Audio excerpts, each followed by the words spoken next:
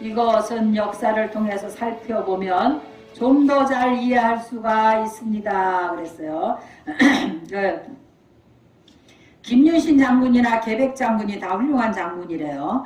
당시 이제 신라 입장에서 보면 계백 장군이 훌륭한 장군이고, 백제 입장에서 보면 김유신이 악인이었지만, 지금 우리 눈에는 두 사람 모두 조국과 역사를 위해서 자신의 삶을 바친 유인입니다.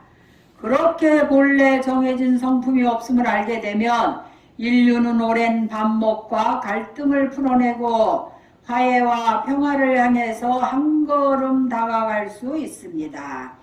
이 사람은 좋은 사람이고 저 사람은 나쁜 사람이다.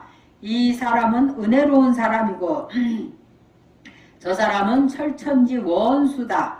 이렇게 고정불변한 사실인 양 구별해서 취급하지만 사실 그것은 다 자기의 이해관계와 입장에 따라서 제 눈에 비친 이미지에 불과합니다. 본래 좋고 나쁜 본질이 없는 실상을 보게 되면 마음속에 있는 묵은 번뇌와 괴로움이 한순간에 사라지는 환희를 만나게 됩니다. 자기 생각에 빠져서 옳고 그름을 판단하려고 하지 말고, 그러니까 아침마다 일어나면 나는 오늘 죽은 것이다. 죽으면 살리라. 이렇게 자기 암시, 자기 주문을 외우는 게 좋아요. 나는 왜 이렇게 고생을 하고 나는 왜 이렇게 힘이 드나 이런 생각을 하면 하루 종일 힘들죠. 근데 오늘 나는 없는 것이다. 모든 사람의 행복이 나의 행복이다. 이렇게 생각하면 하루 종일 행복할까 안 행복할까? 하루 종일 행복합니다. 그러니까 아침에 눈을 떠서 자기 암시를 할 필요가 있다. 그러면 그 사람은 보살이 되는 것이다. 보살이 되면 빨리 성불합니다. 성불하면 참 좋을 것 같아. 왜 좋을까? 성불하면 복해 양족 좋은 복이 엄청 많다 이 말이에요. 여러분들 복이 많고 싶죠? 그리고 지혜가 있어. 모든 것이 불투명한 게 하나도 없어. 모든 걸 다 명백하게 알고 원인과 결과를 확실하게 알 수 있다. 답답한 게 없다 이 말이라. 헤맬 것이 없다. 그러니까 성불하면 얼마나 좋겠냐고.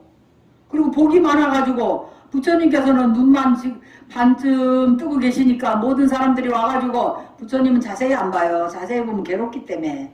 그래서 눈을 반쯤 뜨시고 그래 왔나 이러고 보신다고.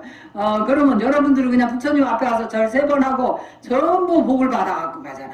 그 부처님의. 그래서 우리 출가자들은 부처님의 아들이잖아요. 그래서 부처님의 80종호 가운데 이 100호강의 한 가지 그런 그 복만으로도 우리 스님들이 그렇게 잘 먹고 사는 거예요. 우리 부처님 오신 날 아버님 생신잔치 한번 지내가지고 초파일 한번 지내가지고 1년 먹고 삽니다. 초파일 한번 지내가지고. 얼마나 부처님이 복이 많으시면 우리 그 제자들이 초파일 한번 생신잔치 한번 해갖고 1년을 다 먹고 살겠어요. 그만큼 성불을 하면 여러분들 뭐 별로 성불하고 싶은 것 같지 않은데 성불하면 좋습니다. 그 복과 지혜가 그렇게 많은 거예요. 그렇게 복이 많고 뭐 복은 받고 싶다 하면서도 별로 성불은 하고 싶은 것 같지가 않아. 보살행 안 하시잖아. 보살 마음 안 쓰잖아. 쏘갈머리를 밴댕이 쏘갈머리만큼 쓰고 난 생긴다도 살라 죽을 테니까 건드리지 마세요. 이러지 전부. 보살 마음을 쓰고 그래야 성불을 하고 그래야 분명하게 모든 게 명확하게 알 수 있는 지혜가 열리는 거예요. 자기 생각에 빠져서 옳고 그름을 판단하려 하지 말고 있는 그대로를 인정하는 것이 중요합니다. 무조건 상대가 옳다, 잘했다고 생각하라는 말은 아닙니다. 아이가 게임 중독에 빠지고 아내가 바람을 피우고 남편이 술독에 빠져 사는데 무조건 잘했다고 칭찬할 수는 없습니다. 그러나 사람의 행위에는 그렇게 할 수밖에 없는 원인과 조건의 흐름이 있고 그 흐름 뒤에는 또 이전부터 이어져 온 업의 흐름이 있습니다. 소나무가 절벽이 바위 사이에서 뿌리를 내리고 살아남기까지는 일정한 조건과 주변 환경과 상황과의 상호작용이 있었듯이 사람의 행위도 마찬가지입니다. 지금의 행동은 오래전부터 형성되어서 온 일정한 조건, 주변의 관계 속에서 일어난다는 것, 이전부터 쌓아온 업에서 비롯된다는 것을 알아야 한다는 것입니다. 우선 지금 일어난 사실을 인정해야 하는 것에서부터 출발해야 합니다. 무조건 부정만 하지 말고 먼저 사실을 인정하는 데서부터 출발하라는 거죠. 내 주관과 시비를 내려놓고 이미 일어난 일을 최대한 있는 그대로의 모습으로 살피고 인정할 때 진실의 문이 열립니다. 그 사실이 내 도덕적인 기준에 합당한지 아닌지는 그 다음 일이라는 거예요. 인정하는 것이 먼저고 합당함을 살피는 것은 그 뒤의 일입니다. 이 순서를 뒤집어서 이미 일어난 현실을 인정하지 않고 자신의 잣대에 맞춰 상대를 바라보는 데에서 세상의 모든 문제가 발생합니다. 우리는 선입견이나 자기 관념에서 벗어나지를 못한다. 이렇게 되면 나도 마음이 상하고 상대도 상처를 받게 됩니다. 이것이 전도 몽상이 비선에는 우리 현실의 고달픔입니다. 자기 생각에 꽉 맥혀 있는 사람은 항상 인생이 고달프다 이 말이라. 하지만 사실을 있는 그대로 살피고 인정하면 내 주관과는 전혀 다른 객관적 세계가 눈에 들어오게 되고 그제서야 비로소 문제 해결 방법이 생깁니다. 그래서 서 있는 이 자리가 진리에 이르는 탄탄한 대로이다 그랬어요. 313페이지 함께 보겠습니다. 여기에 이제 죽비가 하나 있습니다. 죽비는 참선을 할 때 소리를 내어서 시작과 끝을 알리는 데 쓰는 도구입니다. 그것이 죽비라는 물건의 사용처입니다. 그런데 어떤 사람이 죽비가 뭐 하는 물건인지 몰라서 지팡이로 사용했다면 그때는 그것이 지팡이입니다. 등을 긋는 데 썼다면 그것은 등글기다 이 말이야 죽비가. 그런데 등글는 용도로 사용하는 걸 보면서도 그것이 등글기가 아니라 죽비라고 고집을 한다면 그것을 법집이라고 하는 거예요. 또 반대로 그것이 죽비라는 걸 알게 된 뒤에도 이것은 지팡이다, 등글기다라고 고집한다면 그것은 아집이다 이 말이야. 죽비가 네 동강이가 난 채로 길거리에 버려져 있는 걸 죽비를 아는 사람이 본다면 죽비가 부러져 있다고 말하겠지만 죽비를 모르는 사람에게 그것은 그저 부서진 나무 조각에 불과할 뿐입니다. 불을 지피는 아궁이에 들어가면 땔감입니다. 정해진 법이 없습니다. 그래서 금강경에서 정해진 법이 없다 그랬죠. 그것이 바로 안욕따라 삼명삼벌이라 그랬어요. 참선할 때 쓰면 죽비고 아궁이에 넣으면 땔감이고 등을 긁으면 등글기고 두들겨 패는 데 쓰면 몽둥입니다. 그러면 번뇌가 있을까 없을까?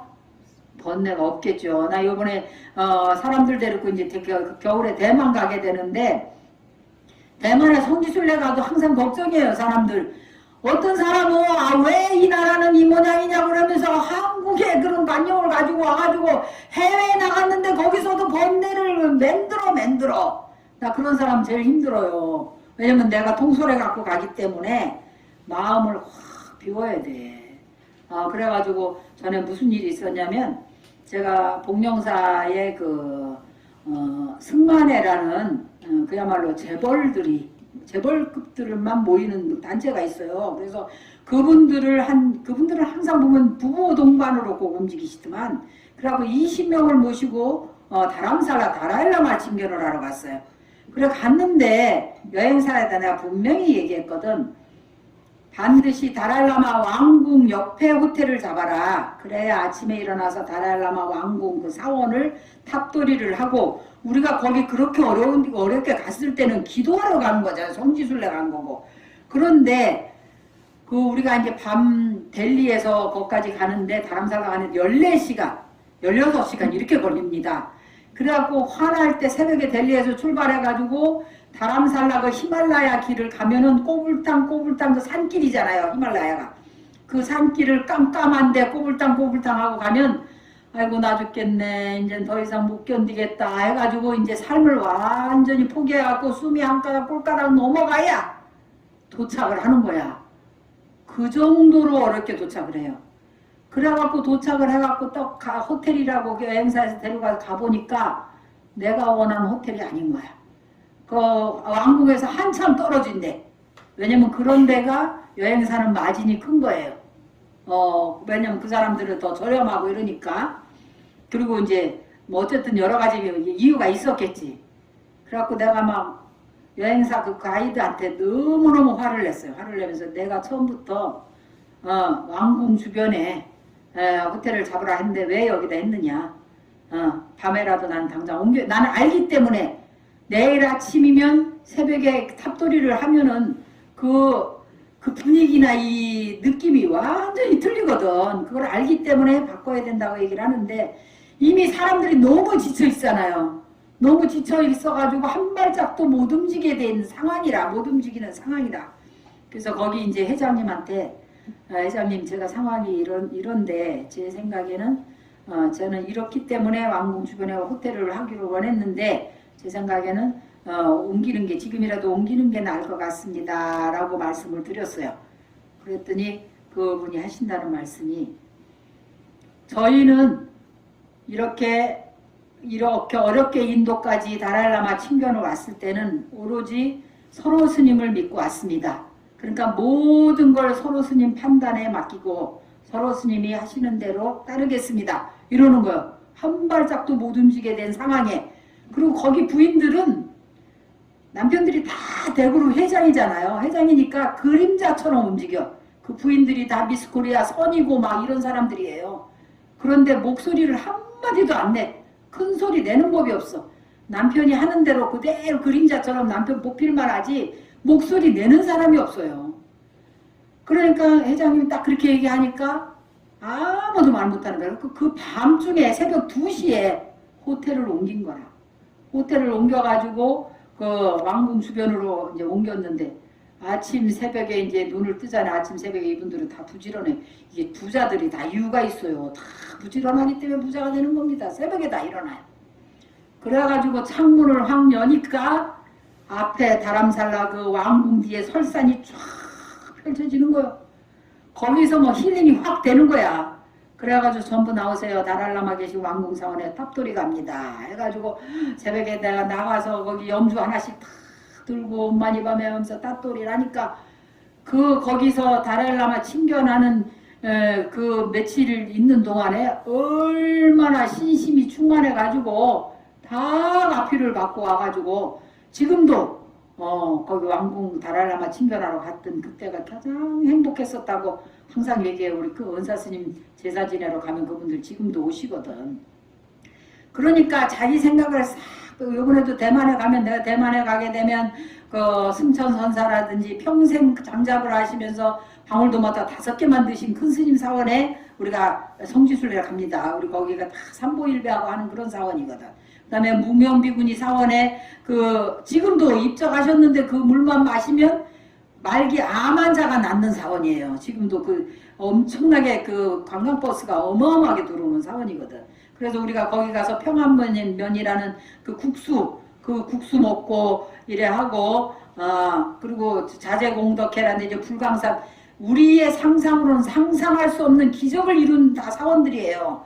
그런 사원을 갈 건데 내가 조금 원래 집 떠나면 개고생인 거야. 뭐 집 편하려면 집구석에 가만히 앉아있지 뭐하러 나가느냐고. 그런데 괜히 나와가지고는 왜 여기는 한국은 이런데 여기는 이러냐면서 불편한 이야기하고 막 이래가지고 근데 희한하게 다 같이 기쁜 마음으로 막 환심을 내면 막 기쁘고 신심이 나는데 한 사람이 이거 별거 아니야. 이거 한국에도 다 이런 데 있어. 이래버리면 순간적으로 갑자기 다 된 밥에 콧바트리는 것처럼 그냥 별거 아닌 게 돼버려. 그렇기 때문에 그러려면 가지 마세요. 여러분들. 아셨어요? 가실 분들? 그러려면 아예 그냥 집에 가만히 계세요. 편안하게 맛있는 밥 먹고 뜨뜻한 아랫목에. 그래서 나는 여행 갈 때 절대로 거기 토다는 사람 제일 싫어합니다. 왜냐면 여행은 아무리 아름다운 경치, 아무리 좋은 곳을 가도 같이 따라간 그 동반자들 있잖아요. 동반자가 함께 즐길 줄 모르면 여행은 아무리 좋은 것도 재미가 없어져 그래요. 그래서 같이 간 사람들이 다 여행을 즐기고 그 의미를 아는 사람들이 가야 돼. 그래서 아까도 내가 얘기했지만 그 재벌 그 모시고 간 분들이 두 번이나 모시고 갔었는데 두 팀을 정말 즐길 줄 아시더라고. 그리고 아무리 불편해도 불평을 안 해. 그리고 또 한 가지 특색은 절대로 부인들이 목소리를 내지 않는다는 거. 그러니까 그 수백만 수천만 그 신도 그 직원들을 다 움직이고 사는 거야. 부인들은 그림자처럼 움직이다. 그래서 그분들은 뭐 금강경 안 배워도 되는 것 같아. 이미 그만한 복력이 있고 그만큼 어마어마한 회사의 회장들이 될 정도면은 전생에 정말 많이 닦은 사람들이라. 그런데다 지금 또 불교를 믿으니까 불법을 믿어가지고 얼마나 불사를 많이 합니까 그 사람들이. 그게 다 보살의 화연이 아닌가. 그래 여러분들도 물론 다 전생에 수행을 많이 하셔서 전생에 성근, 공덕, 복덕 인연이 있기 때문에 여기 와서 금강경을 배우시는 거예요. 그리고 내세 성불할 수 있는 분들이기 때문에 성불할 분들이기 때문에 배우는 것이고 뜻을 함께 하는 거기 때문에 이번 여행에 제가 참고로 말씀드리는 겁니다. 아셨죠? 그래서 이것을 죽비다 하는 법은 많은 사람들이 비슷하게 일으킨 생각을 하나로 묶어서 정해놓은 것입니다. 그거 자체는 죽비도 몽뚱이도 뗄감도 아니고 여여한 하나의 존재일 뿐입니다. 거기에는 실다움도 헛됨도 없습니다. 세상 무엇도 정해진 것이 없습니다. 그것이 무아입니다. 원효대사는 마음이 일어나니 온갖 법이 일어나고 마음이 사라지니 온갖 법이 사라진다고 했습니다. 우리 중생이 추구하는 행복은 나쁜 것을 버리고 좋은 것을 취하는 데 있고 더러운 것을 버리고 깨끗한 것을 취하는 데 우리 중생들의 행복이 있다 이 말이야. 중생들이 추구하는 행복은. 그러니까 내가 혹시 중생의 행복을 추구하고 있는 건 아닌가 한 번쯤 반성을 해봐야 되겠어요. 나쁜 사람을 좋은 사람으로 만드는 데 있습니다. 그러나 그러한 부분은 모두 생각으로 일어난다. 그 생각을 놓아버리면 일체법이 여여합니다. 이 세상에 누구와도 싸울 일이 없고 바꿀 것도 없습니다. 더럽다고 버릴 것도 깨끗하다고 취할 것도 없습니다. 그런데 이렇게 법을 죽비에 비유해서 설명하면 금방 이해가 되고 쉽게 받아들여지는 것 같지만 막상 내 부모, 내 자식, 아내, 남편 문제로 바라보면 잘 되지 않습니다. 왼수는 외나무다리에서 만난다 그러는 거예요. 왼수가 아니면 한솥밥에 밥을 안 먹는데 완전히 나의 인내의 한계를 시험하기 위해서 오는 존재들이 가족이다 이 말이라. 한솥밥에 밥을 먹으면서 그렇게 나의 인내의 한계를 시험하고 있어요. 그래서 거기에서 시험을 통과하면 성불하는 겁니다. 그죠? 그게 쉽지 않다 이 말이라. 허구한 날 술을 퍼먹고 와서 큰 소리나 치며 나를 괴롭히는 저 인간이 착한 사람도 아니고 나쁜 사람도 아니라고. 내 돈을 떼어먹고 나를 이렇게 고생시키면서 멀쩡하게 돌아다니는 저 인간이 착한 사람도 아니고 나쁜 사람도 아니라고. 자기 이해관계에 부딪히면 진실이 보이지 않습니다. 집착을 버리지 못하면 진실이 보이지 않고 미혹에 빠지기 쉽습니다. 집착을 하는 데서 미혹에 빠지게 된다는 거죠. 이것을 경계해야 합니다. 일체 만법이 다 생각에서 일어납니다. 생각이 사라지면 만법이 사라집니다. 너무나 쉽고도 당연한 이야기입니다. 하지만 한 생각 막히면 이것은 도저히 말도 안 되는 소리입니다. 태산보다 더 깜깜합니다. 여래께서 얻으신 암욕따라 삼맥삼보리에는 실다움도 헛됨도 없습니다. 일체법이 다 불법입니다. 죽비를 몽둥이로 써도 불법이고 등을 긁어도 불법이고 뗄감으로 써도 불법입니다. 그런데 이 위대한 가르침 앞에서 선악관에 빠져있는 우리 아르마리는 일대 혼란을 일으킵니다. 헷갈려서 어찌할 바를 모르고 나보고 어쩌란 말이냐고 갈팡질팡합니다. 그런 혼란은 아직도 자기 견해를 고집하기 때문에 일어납니다. 내 고집을 놓아버리면 어디로 갈까? 우왕좌왕 할 것 없이 지금 서 있는 이 자리가 진리에 이르는 탄탄대로입니다. 지금 서 있는 이 자리가 바로 진리에 이르는 탄탄대로라고 했어요. 원효대사 해골바가지 이야기는 잘 알려진 일화입니다. 당나라 유학을 가는 도중에 날이 저물고 마땅히 머물 곳을 찾지 못한 원효대사는 무덤 근처 동굴에서 하룻밤을 지내게 되었습니다. 한밤중에 목이 말라서 물을 찾다가 잠결에 손에 잡히는 데 그릇이 있어가지고 거기에 담긴 물을 마셨더니 참으로 꿀맛이었습니다. 그런데 아침에 일어나 보니 그것은 해골바가지였습니다. 참을 수 없이 구역질이 났습니다. 아침에 일어나서 해골바가지 물인 줄 모르고 길을 떠났다면 아무 문제도 없었을 것입니다. 어제 저녁과 오늘 아침에 마신 바가지도 같고 물도 같은데 달라진 것은 물을 마신 사람의 생각이 달라졌다는 거예요. 무엇에도 정해진 법이 없음을 깨우치면 내 안에 들끓던 짜증도 화도 미움도 사라집니다. 화나고 짜증나고 미워하는 마음은 모두 내가 옳다는 생각에서 나오기 때문입니다.